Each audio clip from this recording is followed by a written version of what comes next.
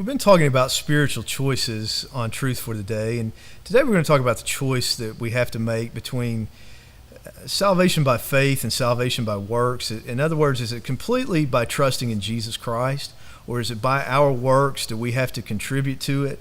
And Paul wrote in Galatians 3:10 and 11, "For as many as are of the works of the law are under the curse. For it is written, Cursed is everyone who does not continue in all things which are written in the book of the law to do them.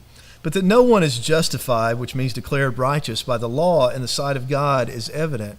For the just, the righteous, shall live by faith." That's how God set it up. The righteous shall live by faith.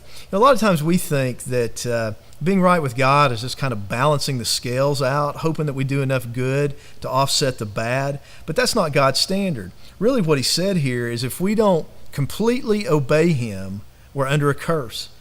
God is completely perfect, holy, and glorious, and complete perfection is required to honor him. It'd be kind of like if you were trying to get into a college and they required a 1500 on the SAT and it made no exceptions, and you made a 1490 and one of your friends made a 900, and you could be gloating and thinking, man, I'm so much smarter than my friend. I'm really smart. 1490 is an awesome score. He's a dummy because he didn't make a good score on his. But at the end of the day, the reality is neither one of you gets into school because you both fall short.